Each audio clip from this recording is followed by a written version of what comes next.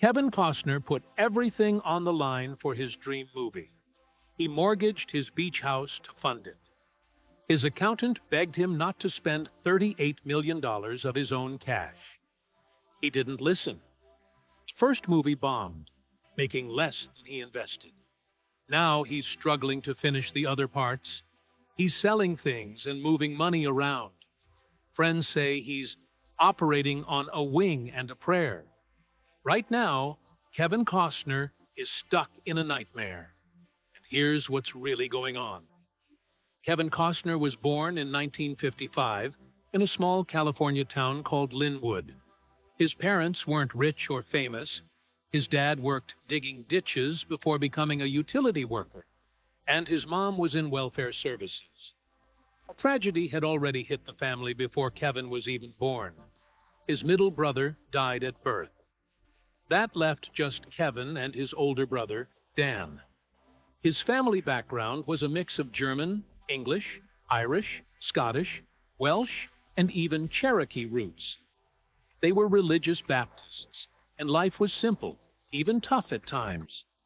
Nobody looking at that quiet boy back then could have guessed he would one day become one of Hollywood's biggest stars. Kevin's childhood wasn't settled. His family moved a lot because of his father's job. He was always the new kid, switching schools across different towns like Compton, Ventura, and Visalia. Making friends wasn't easy. It made him shy and unsure of himself. But instead of giving up, he started daydreaming. He found comfort in music and poetry. He sang in the church choir and kept writing poems quietly, never showing them to anyone. School didn't make much of a mark. Something else did. When he was 7, he saw the film How the West Was Won. It hit him hard. Something about the wide-open frontier, the rawness of it all, stayed in his heart. That movie planted a seed he didn't even know would grow into the stories he'd one day bring to life on screen. At first, though, Kevin had a very different worry. By the time he finished high school, he was just 5 feet 2 inches. He was small and nervous about it.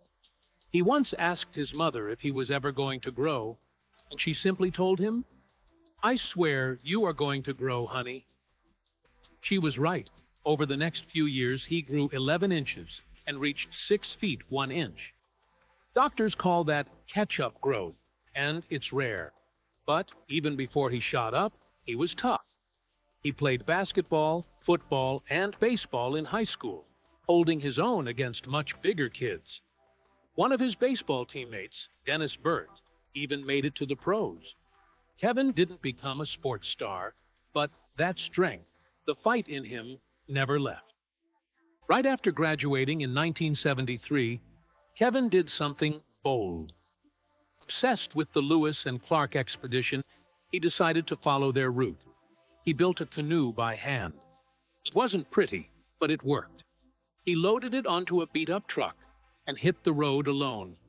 He paddled rivers and camped in wild places, reading Bury My Heart at Wounded Knee under the stars. That book broke him open. It told the painful truth of what Native Americans endured, and it left a mark on him. Night after night, he cried reading it. That trip wasn't just about history. It changed how he saw the world.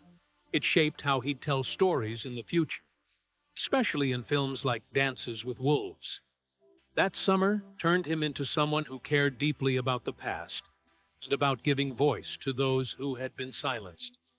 A few years later, something happened that most people wouldn't believe unless it was written in a movie script. In 1978, Kevin had just gotten married and was flying back from Mexico with his new wife. Sitting on the same flight was none other than Richard Burton, one of the greatest actors of all time. Burton had bought up all the seats around him. Kevin still walked over, waited quietly, and asked if he could talk for just a moment. When Burton opened his eyes, Kevin told him something he hadn't even said to his wife. He wanted to act, but didn't want a life full of drama. Burton looked at him and said, "You have green eyes." I have green eyes. I think you'll be fine. That short, strange moment stayed with Kevin. As their plane landed, Burton's limo pulled up beside Kevin and his wife, who were waiting for a cheap bus. Burton rolled down the window and told him, "Good luck." That was it. That one moment changed everything. Kevin quit his marketing job after just a month. He started taking acting classes every night and worked odd jobs to pay the bills, driving trucks, working on fishing boats, even giving bus tours of celebrity homes. He was far from famous, but something had been lit inside him. He had no money, no connections, and no clear path. But he had one thing that mattered more than all that. He had belief. Kevin Costner didn't start with red carpets and big paychecks.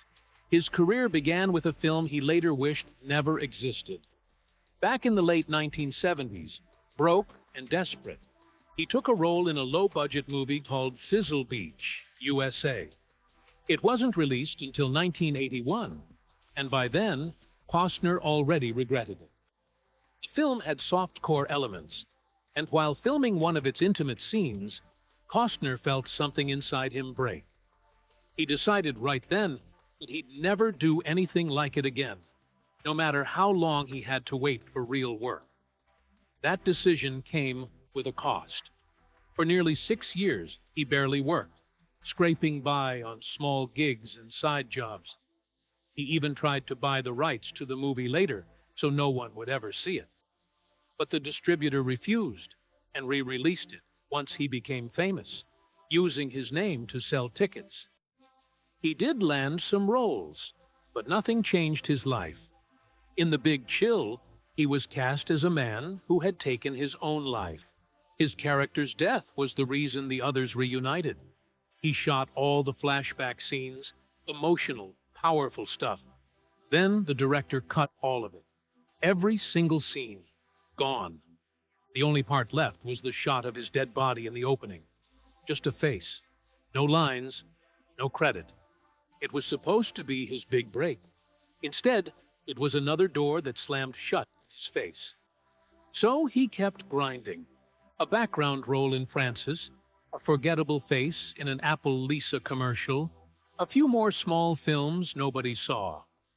He'd been working, technically, but he wasn't moving. Casting directors didn't remember his name. He felt invisible. He later said it felt like being the new kid in school every day. His family had moved around a lot when he was younger, and that same lonely feeling followed him into Hollywood. Still, he kept going. He dreamed. He waited. Then the phone rang. It was Lawrence Kasdan. The same director who'd cut him out of The Big Chill felt guilty. He remembered how good Costner had been, even if no one else got to see it. So he gave him another chance, a real one. He offered him a role in Silverado. Not just any role, but one that would finally let Costner show what he could do. It worked. Costner was charming, funny, and full of energy. People noticed. For the first time, they remembered him. That film opened doors. One of those doors led to The Untouchables in 1987. Big budget, big names. Somehow, Costner got the lead. He wasn't the studio's first choice, not even close. Harrison Ford passed. So did Mel Gibson and Jack Nicholson. Steven Spielberg, who had worked with Costner before, vouched for him. He told the director, "This guy's going somewhere." And he was right. Costner starred opposite Robert De Niro and Sean Connery, and he held his own. The movie made over $100 million. Suddenly, Costner wasn't a struggling actor anymore. He was a star, but he didn't stop to celebrate. His next move was Bull Durham, and he didn't just want to act. He wanted it to be real. He made the director watch him play baseball before filming. He showed up. He hit from both sides of the plate. He threw. He ran. He proved he could do it. Then he carried the film. Studios didn't believe a baseball movie could sell. Costner helped prove them wrong.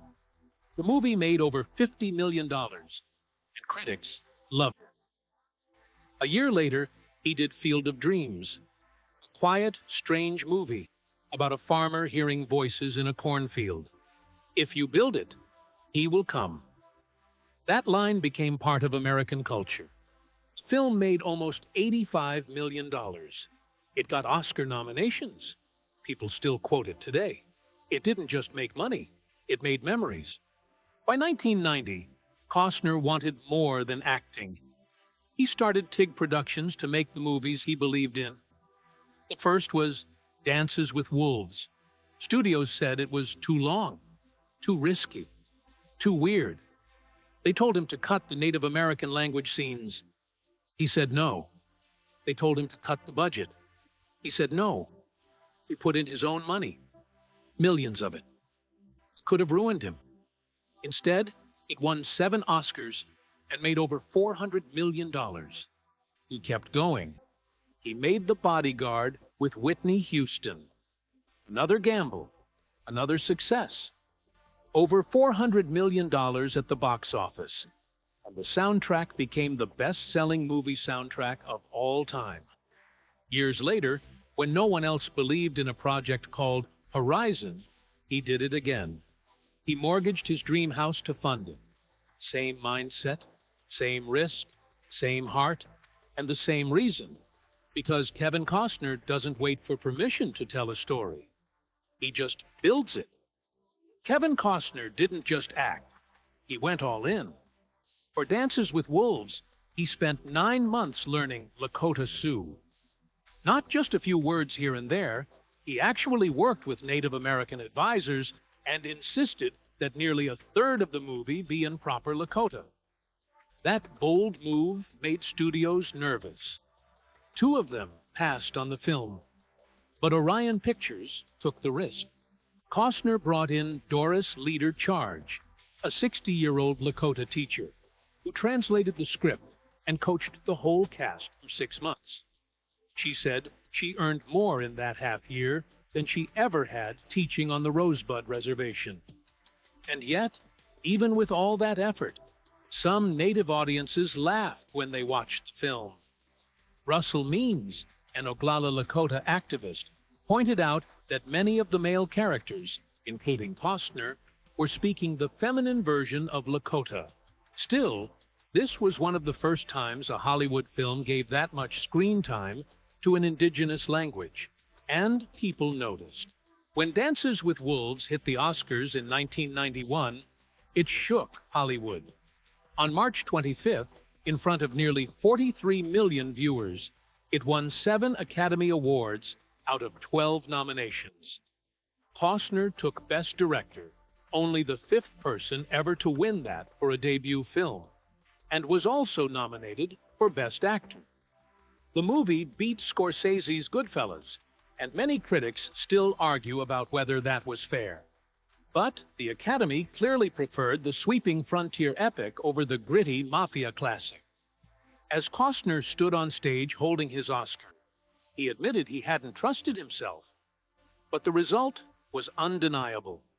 Dances with Wolves became the first Western to win Best Picture in 60 years. Costner didn't slow down.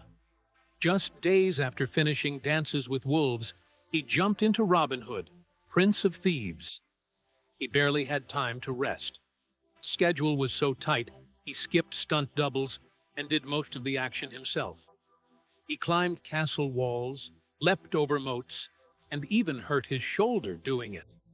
One wild stunt involved launching himself over a 10-meter-high wall with a catapult. That meant they had to calculate the physics down to the kilogram, about 5,000 kilograms of force needed to get it right.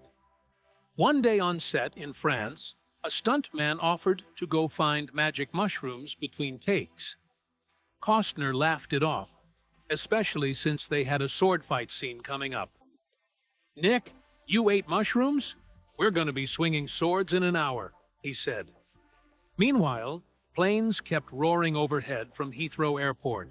ruining takes and forcing them to redo the exhausting castle climbs again and again. Then came JFK. It wasn't just another role. It was a battle. Costner played Jim Garrison, the New Orleans DA who believed there was a conspiracy behind Kennedy's death. Director Oliver Stone wasn't pulling any punches. The film suggested the CIA, FBI, military, and even the vice president could have been involved. It caused a firestorm months before it was even released.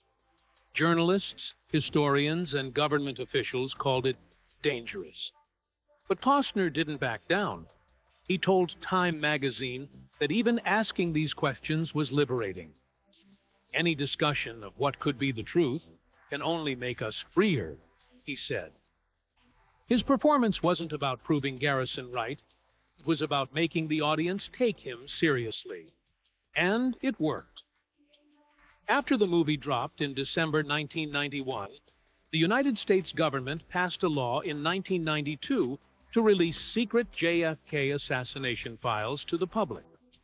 But perhaps the smartest move of Costner's career came in 1992 with The Bodyguard. He could have taken a $10 million paycheck up front. Instead, he gambled on the film's success and asked for a percentage of the profits. He also waited a full year for Whitney Houston's schedule to clear because he knew she was perfect for the role. And he was right. The movie came out on November 25, 1992, the same day as Disney's Aladdin, and made $16.6 million in its first weekend. It went on to gross $410.9 million worldwide. In Japan alone, it made over $21 million and became Warner Brothers' biggest hit there.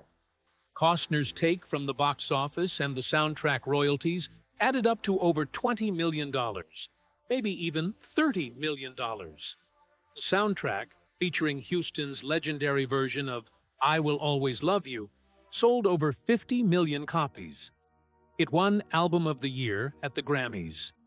Costner's bet had paid off, twice, once in money, and again in legacy. Kevin Costner was once Hollywood royalty, but in 1994, everything started to fall apart. It began with Waterworld, a movie that should have been his big blockbuster. Instead, it turned into a nightmare. A hurricane hit the Hawaiian set mid-filming. Not just some rain, it wiped out a floating set worth $5 million. And that wasn't even the expensive one. The main set, called the Atoll, cost $22 million, stretched a quarter-mile wide, and weighed over 1,000 tons. They had to ship steel in from California because Hawaii ran out. People almost drowned. His co-stars got thrown off a boat. Costner nearly died tied to a mast. The stunt coordinator got compression sickness and had to be airlifted to a hospital. The budget exploded. It started at $65 million, then jumped to $100 million, then $135 million, and finally hit $175 million. Add $60 million for marketing, and it became a $235 million gamble. In 1995, that was unheard of. Independence Day cost only $75 million. People started calling it Fish Tar and Kevin's Gate. Even though it made money later from home video, the damage was done. He wasn't just a movie star anymore. He was a punchline. Then came the drama with the director. Kevin Reynolds, once his friend and partner from Robin Hood, quit after 133 miserable days. He left with a brutal quote, "Kevin should direct himself." And that's exactly what Costner did. He finished the film alone. At the same time, his 16-year marriage ended. Some said his personal pain leaked into his behavior on set. The tabloids ate it up. To make it worse, a story broke that Costner wanted digital hair added to cover his balding head. He denied it, called it bullshit, and said he never worked high or drunk. But the rumor stuck. People mocked him. They said he was vain. They said he was difficult. It became part of the diva label he couldn't shake. 2 years later, he tried again with The Postman. It bombed even harder. The movie won Razzies for Worst Picture, Worst Actor, and Worst Director. He won every category he was nominated for. That had never happened before. By 1998, critics weren't just bored of him. They wanted him gone. But he didn't quit. In 2003, he came back with Open Range. No explosions, no gimmicks, just an old-school Western with heart. He directed it himself and starred in it with Robert Duvall. It cost $26 million and made over $68 million worldwide. He bet on himself, and this time, it worked. Then, in 2007, he shocked everyone. In Mr. Brooks, he played a serial killer. Not a cowboy, not a hero, a murderer hiding behind a perfect smile. It was dark. It was disturbing. It was one of the best things he ever did. He used his nice guy image to scare you. It worked. By 2012, he was winning Emmys. Hatfield's and McCoy's was gritty, violent, and real. Costner almost didn't take the role. He said no 3 times. But when he did, the result was magic.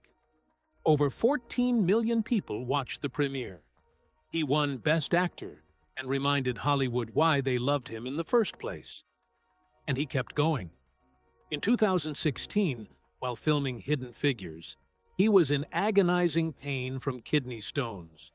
He acted through it on morphine. He didn't miss a single day. Not one. Even when the pain left bruises on his arms, he just rolled down his sleeves and kept shooting. Then came Yellowstone.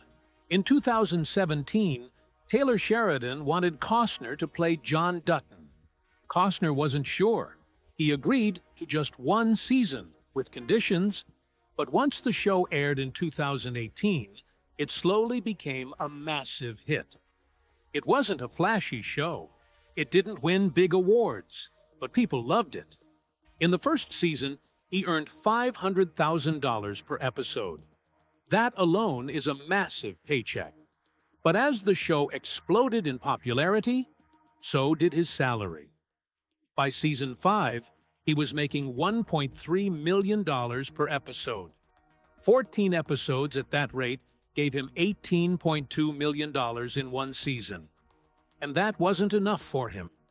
In 2023, he reportedly asked for $1.5 million per episode. At the same time, he was knee-deep in his dream project, Horizon, an American saga. This didn't sit well with the show's producers. Filming schedules clashed. What used to be 8-week shoots turned into 12-week commitments. Costner had planned Horizon during Yellowstone's off weeks, but those off weeks kept shifting. It all fell apart in early 2023, when the producers offered him a chopped-up deal, season 5A and 5B, instead of full seasons. Costner refused. He turned to Horizon. That choice killed off John Dutton, and not in a noble way. The mid-season premiere in November 2024 shocked fans. Dutton was found dead in a bathtub. A note nearby. At first, it looked like a suicide. 2 episodes later, the truth came out. He was murdered, smothered by 3 hitmen sent by Sarah Atwood. They faked the suicide, left a forged note, and tried to make it all vanish. But it didn't work. Case spotted the inconsistencies. A homicide probe began. Then Sarah Atwood herself was gunned down, shot twice in the head and chest during a reunion with Jamie. Costner didn't even know his final episode had aired until the next day. He admitted it in an interview the morning after. "I heard it's a suicide," he said. "Doesn't make me want to go see it." He had once pitched 2 endings for Dutton. Neither were used. Instead, the show made its own call. one that Costner publicly shrugged off. Still, while others on the cast were earning $200,000 an episode, Costner walked away with over $24 million in the final season. And the ratings? Even without him, the show broke records. 16.4 million tuned in for the 5B premiere. That beat the 15.9 million who had watched the 5A premiere 2 years earlier. And it all started with just 2.8 million in season 1. Costner had already moved on. Horizon wasn't just a film, it was his obsession. He started writing it in 1988. He couldn't let it go. After Open Range in 2003, he tried pitching it to Disney, but they rejected him over a $5 million budget dispute. For decades, it sat untouched. Then, in 2022, he finally found the backing. But not without a price. He mortgaged his 10-acre oceanfront property in Santa Barbara. The house he called his last house. He told his accountant he was putting $38 million of his own money into Horizon. The accountant freaked out. Costner didn't care. "It's my life," he said. "I believe in it." The budget for the first 2 chapters hit $100 million. He personally funded more than a third. When Horizon Chapter 1 premiered at Cannes on May 19, 2024, it was supposed to be his grand return to directing after Dances with Wolves. But critics were split. Some loved it. Others didn't. The box office didn't help. The film made just $38.7 million worldwide. That was less than what Costner had personally poured in. But he pushed on. Chapter 2 premiered in Venice. Chapter 3 began shooting in May 2024. Chapter 4 is already in development. This is no small-scale project. Over 170 speaking roles across 4 films. Chapter 1 alone had names like Sienna Miller, Sam Worthington, and Luke Wilson. Costner was all in.